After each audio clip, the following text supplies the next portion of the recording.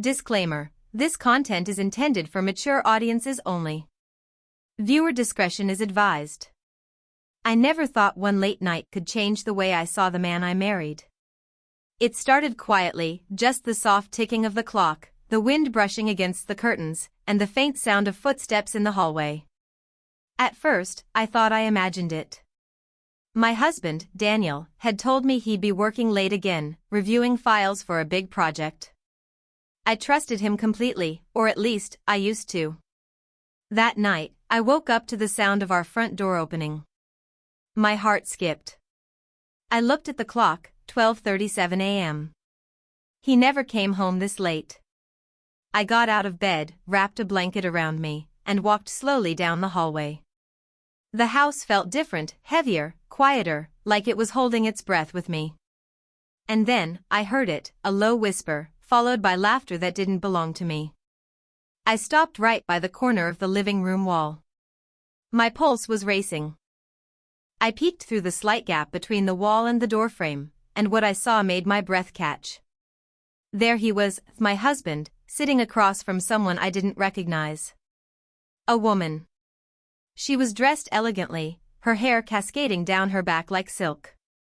Her smile was soft, almost hypnotic. But what shook me most was the way Daniel looked at her, as if he knew her deeply, as if something inside him had just come alive. I couldn't hear their words clearly, but the tone was intimate. Gentle, yet heavy with something unspoken. My mind raced. Who was she? A colleague? A friend? Or someone more?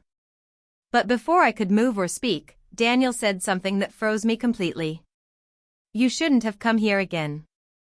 Again. That one word felt like thunder. She smiled in a way that sent chills down my spine and whispered, "You know you can't keep hiding what you are, Daniel." What he was? The air around me suddenly felt cold, like every light in the room dimmed for just a second.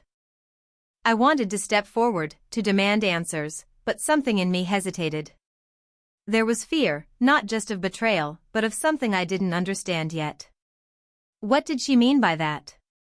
What side of my husband was she talking about? That's when Daniel turned toward the shadow where I was standing. His eyes, usually warm and calm, seemed darker, distant, almost unrecognizable. For the first time since I met him, I felt like I was looking at a stranger. I quickly stepped back, heart pounding, wondering if he saw me. That night, I didn't sleep. I waited for him to come to bed, but he never did. The next morning, the woman was gone, and Daniel acted as if nothing had happened. Was it just a dream? Or had I uncovered a secret I wasn't meant to know?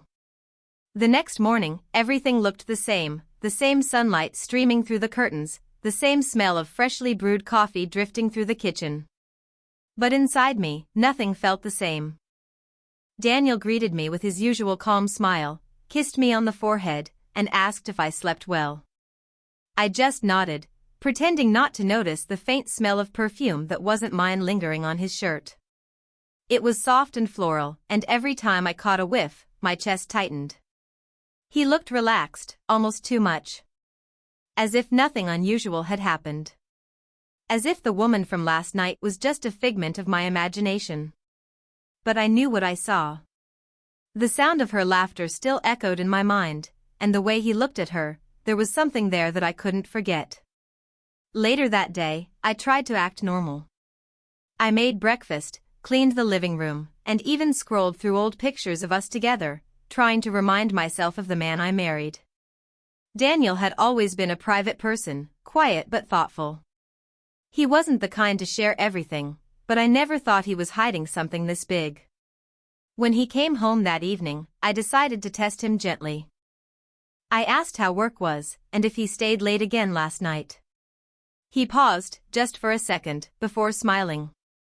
"Yeah, we had a late meeting," he said smoothly. That pause told me more than his words ever could. Something was off. That night, when he went to take a shower, I checked his phone, something I had never done before. The screen was locked, of course. He had changed his password. My heart sank. He had never done that before. Every little thing, his new late nights, the secretive glances, the way his tone softened when he thought I wasn't listening, it all started to connect in strange ways. But here's the confusing part, despite everything, there was still love. When he wrapped his arms around me later that night, I felt warmth, safety, and yet, something deeper. Something that made my skin tingle, not from fear, but from a quiet ache I couldn't name. Who was that woman really? And why did she say those words, "You can't keep hiding what you are"? Was it about another relationship? Or something else entirely? Every night since then, I stayed awake longer, waiting for another sound, another sign that she might return. I told myself I was just being paranoid. But sometimes, when Daniel thought I was asleep, I'd hear him whisper softly in the dark, words I couldn't quite make out. And sometimes, I could swear, another voice whispered back. The following week felt like living in two different worlds. By day, everything appeared normal. Daniel went to work, texted me good morning, and even surprised me with flowers one evening. But by night, something changed. His warmth faded, replaced by a strange distance, as if he carried a secret too heavy to share. I kept trying to convince myself it was stress, maybe pressure from work. Yet, deep down, I knew it was more than that. I started noticing small things that didn't fit.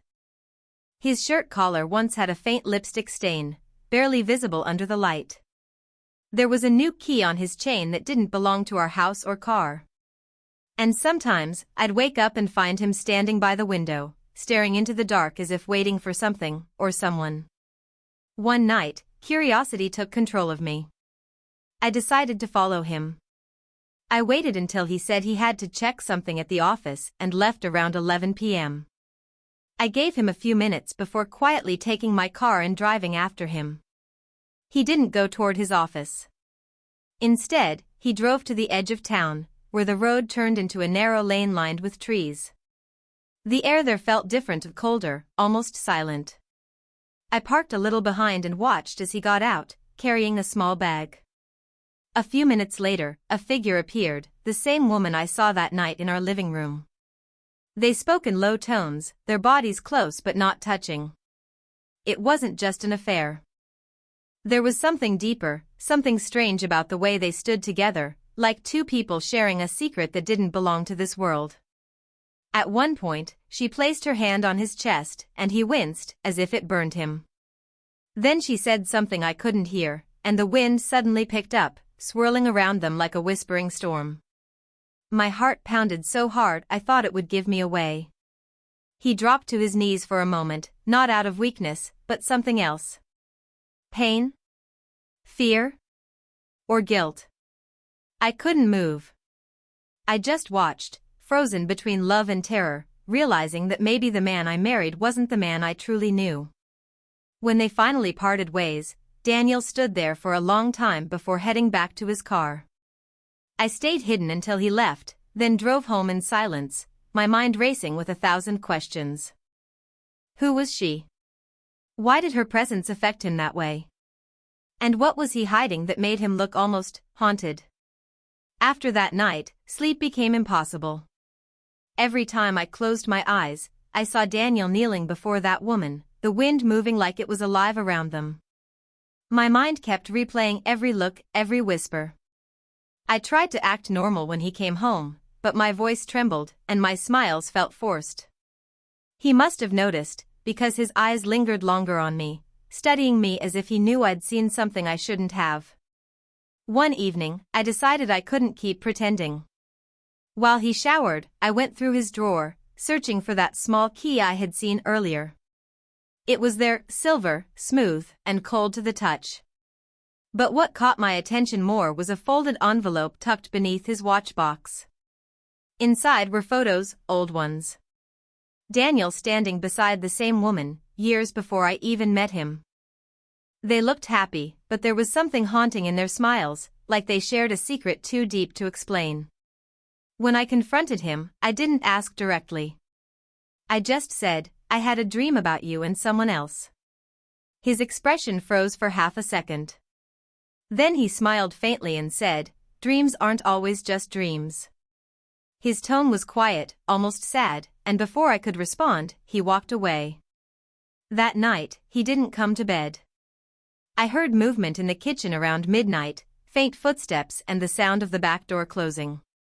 My hands shook as I followed, barefoot, down the hallway. The moonlight poured through the windows, painting everything in silver shadows. When I stepped outside, I saw him again, at the edge of our backyard, near the old oak tree. He was talking softly, but there was no one there. Or so I thought. A moment later, that same woman appeared from the shadows, her face pale in the moonlight. I could feel the air grow colder, heavier. Daniel's back was turned to me, and I heard him say, "I can't keep this up anymore. She's starting to see through everything." The woman moved closer, whispering something I couldn't catch. Then Daniel suddenly looked over his shoulder, straight at me. For a moment, our eyes locked. His expression was unreadable, half surprise, half fear. The woman turned too, her eyes meeting mine. They glowed faintly, almost like light reflecting from inside her. I gasped and stumbled back, heart racing, trying to make sense of what I was seeing. But before I could move, Daniel shouted my name. His voice wasn't angry, it was desperate, almost pleading. And then everything went dark. When I opened my eyes, everything felt wrong. The house was quiet, but not the familiar kind of quiet.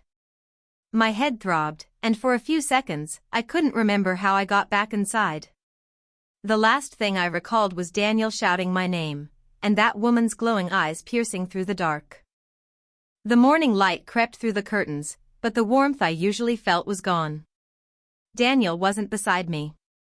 The bed looked untouched on his side, his pillow still cold.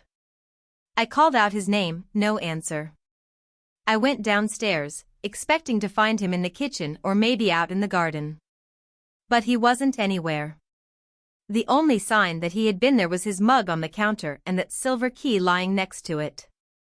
Something inside me whispered that he had left it there for a reason. I picked up the key, noticing faint scratch marks on the side, like it had been used recently. I searched the house, trying every lock I could think of until I reached the attic. We rarely went there. Daniel always said it was full of old boxes, nothing worth seeing. But when I turned the key and pushed the door open, the air that escaped was icy, carrying the faint scent of something metallic. Inside, under a dusty light bulb, stood an old chest I'd never seen before. My hands trembled as I opened it. Inside were journals, Daniel's handwriting. The first few pages looked normal, work notes, random sketches. But the further I read, the stranger it became. He wrote about her, the woman. Her name was Elise. According to his words, she wasn't just someone from his past. She was someone who saved his life years ago, but not in a way that made sense. He wrote that she appeared to him one night after a car accident, when he was on the brink of death. She gave him another chance, but he called it a curse, one that tied him to her forever. Every few years, she came back, and he had to meet her under the same moonlight, at the same hour, to repay what he owed. My hands went cold as I read. This wasn't an affair. This was something else, something that blurred the line between love, death, and something unexplainable. At the end of the journal, there was one final note. If she finds out the truth, she'll be next. Forgive me. I froze, the words echoing in my head. Who was he talking about, Elise finding out the truth, or me? And what did he mean by next? Suddenly, I heard the sound of footsteps downstairs. Slow. Careful. I held my breath and stepped toward the attic door. The house creaked, each sound sharper than the last. When I reached the stairs, I saw a shadow moving across the hallway, not Daniel's. And then, a voice floated up, soft, familiar, and chilling. You shouldn't have opened that, dear. My heart stopped. Elise was in my house. I froze at the top of the stairs, clutching the journal so tightly my knuckles turned white. The voice echoed again, calm but with a tone that sent chills through my body. You read more than you should have. When I finally saw her, standing at the bottom of the stairs, she looked exactly as she did that night, flawless, ageless, and terrifyingly calm. Elise. She smiled faintly, her eyes glimmering with something between pity and warning. He tried to protect you, she said softly. But you wouldn't stop looking, would you? My breath caught in my throat. Where's Daniel? I managed to ask, my voice trembling. She took a step closer, her heels clicking softly against the floor. He's where he always ends up, caught between two promises. Her words made no sense, yet something about them felt heavy with truth. I could feel the air shift around us, colder, sharper. Then I heard movement behind her. Daniel stepped out from the shadows, his face pale and tired, as if he hadn't slept in days. His eyes met mine, full of regret. I told you not to open that chest, he whispered. I was trying to end this before it reached you. I wanted to run to him, but Elise moved between us. You can't end what isn't finished, she said. You made a deal, Daniel. And she read the words.